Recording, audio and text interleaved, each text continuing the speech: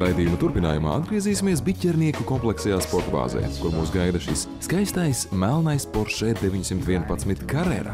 Tas ir aprīkots ar 350 zirgspēku dzinēju, kas spēj šo smukulīti līdz 100 iekustināt 4,6 sekundēs. Automobīļa bāzes cena ir 73 800 eiro, bet šis konkrētais eksemplārs ir papildināts ar pāris ekstrām, līdz ar to tā vērtība par veseliem 40 eiro pārsniedz 105 000 eiro atzīmi. Un pie šīs spēkrata stūres sēdināsim Maratu Blati, Sixt Leasinga valdes locekli. Tēvs bijis automehāniķis, kas jau bērnībā ietekmējis autoinženiera profesijas izvēli un rūpību attieksmē pret spēkratiem. Mašīnā tikai neasociējās ar to, kā viņi izskatās, un kā viņi izskatās stāvot no šī leņķa, bet arī kā viņi izskatās priekš tevīm konkrēti, kad tu brauc un priekšā redz to mašīnu, jo tu skaties pilnīgi no savādāk leņķa uz to mašīnu. Man liekas, kad iznāca 996, šīs vairs nav Porsche. Tad ir ūdens dzēsēšana, tagad nē, tas, kas gaisa dzēsēšana, tas bija īstais automobīls. Ja? Tagad es palasīju komentārus par šo jauno modeli. Tas atkal nav īstais, tam nav saķera stūras pastiprinātājs, vairs nav sajūgts tas elektriskais stūras mehānisms. Ja? Vairs nejūt to mašīnu tā tālāk. Es personīgi piekrītu vairāk uz tehnoloģiju attīstību, jo tad jau īstenībā mēs brauktu ar ratiem. Nebūtu nekāda bremžu pastiprinātāja, ja, un tad tāds nav īstās sporta mašīna. Tad jābūt viņai tehnoloģiski pilnīgai, un katrs nākušais modelis ir pierādījums tam, kad notiek evolūcija. Un es piekrītu, ka jaunais tomēr. Bet kādu brīdi tomēr būs arī vēl vecais. Es domāju, ka protams, ka kaut kas vairāk, bet es domāju, ka katram cilvēkam ir noteikti tāda evolūcija. No sākuma katram, vismaz es sevi atceros studentu gados, bija vēlme tikt pie savas pirmās mašīnas, pie pirmās privātās mašīnas, kas ir tava. Vienalga, kāda viņa bija. Ja? Man bija Žigulīts, un es no tā kaifoju. Un tā kā man tēvs ir automehāniķis, tad es arī jau nākamā paaudzē, tad es pats arī remontēju to mašīnu, cik vien varēju, lai viņi izskatītos labāk. Sauksim to par tuningu.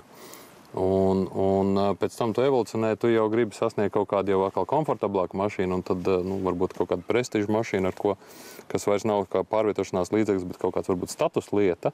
Bet pēc tam tu evolucionē un tu atrodi to mašīnu, ar kuru tu jūties labāk. Tev negribās nevienam citam kaut ko pierādīt, bet tu gribi atrast savu mašīnu. Ja? Un es droši vien arī dažas šādas mašīnas atradu. Un tad tas vairs nav kā kaut kāds pārvietošanās līdzeklis. Tas ir gan pārvietošanās un tavu hobijs vai stils, vai es nezinu, kā to nosaukt pareizi. Bet tā nav vairs status lieta.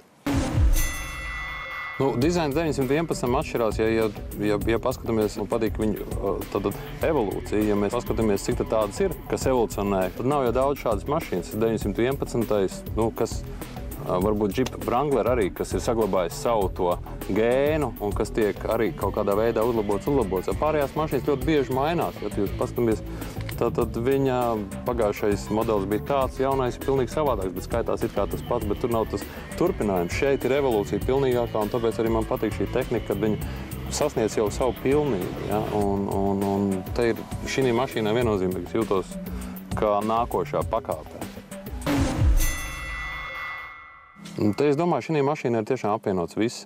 Un Porsche vispār, man liekas, ka ražotājs, kā pat mašīna nes, šis 911 nes ļoti, ļoti spēcīgu auru sev līdzi. Un tāda priekš manījuma noteikti kā inženērijas kaut kāds sasnieguma kalngals, kas sintezējās kopā. Gan šī mašīna ir gan lietojama, varētu teikt, diezgan ekstrēmai braukšanai slēgtās trasēs, gan ikdienā, ja, šī sintēze ir tāda un uzticamība šai mašīnai, šī tehnikai, kad bremzes nepārkarsīs, kad radiators tev neuzvārīsies, ja, kad līkumā tu neslīdēsi ārā vai nenotiks kaut kas neparedzams, jo šeit visi mezgli paredzēti arī ekstrēmai braukšanai, un tad tas nozīmē, ka ikdienā mēs jau nebraucam tik ekstrēmi. Viennozīmīgi šī ir mašīna, ar kuru es labprāt katru dienu brauktu. Vismaz šīs sajūtas, ko es šodien iegūvu, viennozīmīgi es brauktu ar viņu katru dienu. Viņa ir tik komfortabla, viņa ir sniedz tādu baudījumu gan no vienkārši pārvietošanās, gan no dinamikas uzrāvienu, un tāpatās, ja viņa patīk kā mašīna, tad viennozīmīgi viņu varētu izvēlēties arī kā ikdienas mašīnu. Es domāju, noteikti vairāk vai mazāk, es domāju, ka diezgan nobriedušiem cilvēkiem, jo, ja kāds tēvs nopērk savam dēlam šādu mašīnu, es domāju, ka iespējams, ka tas jaunais cilvēks, kas brauc šādu mašīnu, viņš būs kaut ko zaudējis savā evolūcijas attīstības ceļā, jo tam jānotiek tādā organiskā veidā, es domāju, kad jāiet cauri un jāsaprot un gan šī mašīna, jo, ja tu vienkārši nopirks mašīnu, iesēdīsies viņai iekšā, un tu nesapratīsi to auru, to garšu, to funkciju, tad es nezinu, vai tāda mašīna tad ir vajadzīga. Viņai, es domāju, te ir daudz vairāk pievienotā vērtība, un tāpēc arī, protams, viņa maksā diezgan dārgi šī mašīna, bet viņai ir tā vērtība, par ko mēs maksājam, ja? Īpašnieki.